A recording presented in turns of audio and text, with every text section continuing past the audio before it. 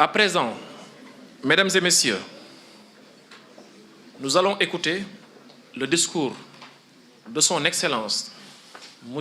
Bassirou Diomaye Diakhar Faye, président de la République du Sénégal. Merci beaucoup.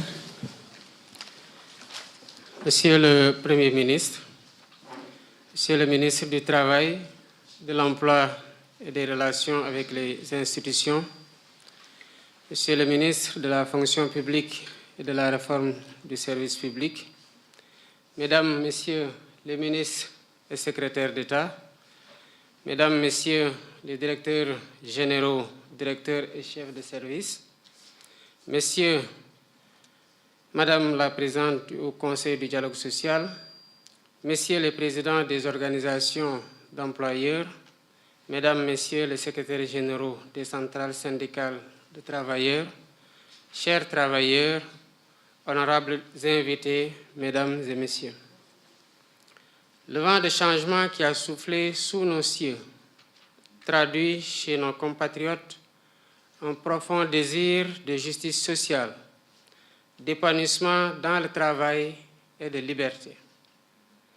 Notre dessein commun de prospérité passe par un chemin que nous devrons, tous, main dans la main, emprunter sans hésitation, en surmontant les embûches sans trébucher et en agissant avec éthique et responsabilité.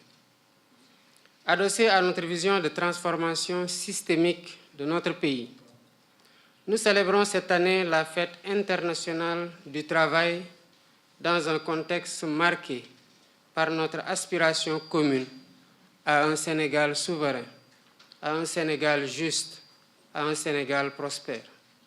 Mesdames et Messieurs, le travail que nous célébrons aujourd'hui n'est plus tripalium, cet instrument de torture auquel renvoie son étymologie. Il n'est pas non plus que corvée. C'est une valeur qui libère l'homme, l'anoblit, l'éloigne des vices. J'ai saisi ce moment solennel pour mesurer les sacrifices que des générations de militants syndicaux ont consentis pour la libération de nos peuples du joug colonial, pour la préservation de la dignité des travailleurs et pour la promotion de la justice sociale. Notre patrie a vu naître et grandir de grandes figures du mouvement syndical qui, vivantes ou arrachées à notre affection, ont donné de leur sueur et de leur sang pour les grandes causes. Chers partenaires sociaux, il me plaît donc d'adresser à toutes les travailleuses et à tous les travailleurs mes chaleureuses salutations et de leur témoigner ma profonde gratitude pour les efforts quotidiens consentis au service de l'entreprise, de la société et de l'économie nationale. Nous célébrons aussi la fête du travail dans un contexte économique et social assez particulier.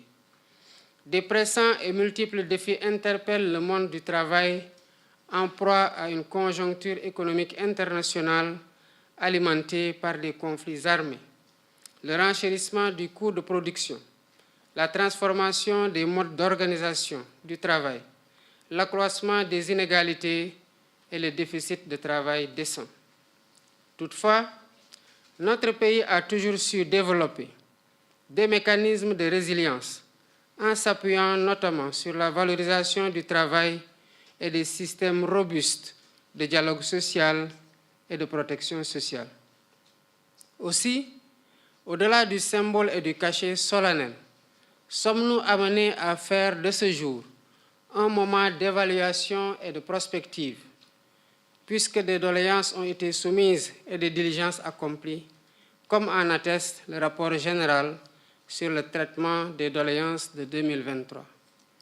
Je voudrais à ce titre me réjouir du regain de dynamisme en matière de dialogue social et de négociation collective constaté entre partenaires sociaux que nous sommes. Il a suscité chez les employeurs l'écoute et l'ouverture qui ont donné lieu à l'examen d'une plateforme revendicative minimale de la coalition des centrales syndicales du Sénégal sous l'égide du ministère en charge du travail.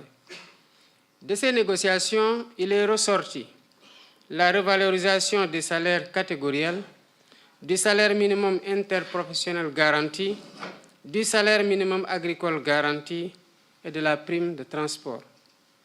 Je mesure à sa juste valeur la mise en œuvre du plan national de renforcement du dialogue social, notamment dans son volet formation des acteurs sociaux dans les différentes branches d'activité.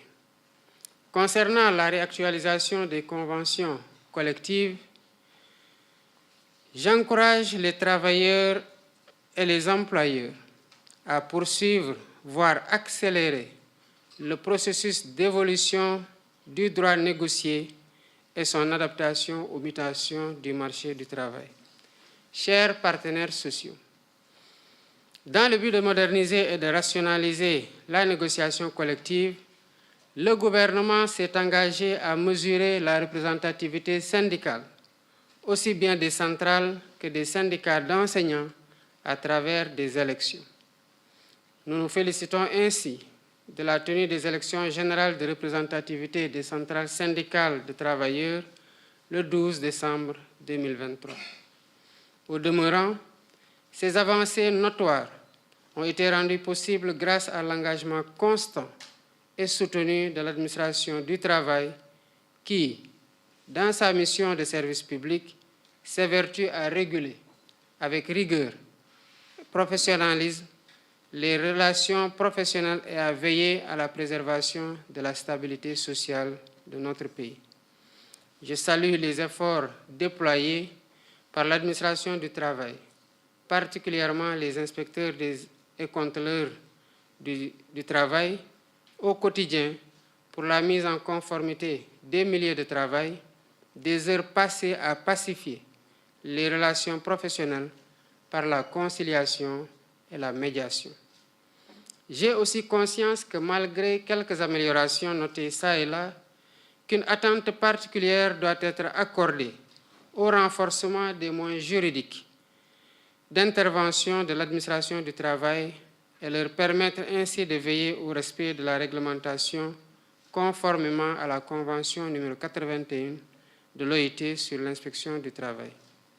Mesdames, Messieurs, la principale préoccupation du gouvernement en ces périodes difficiles pour notre économie est de soutenir les populations en général et les travailleurs en particulier.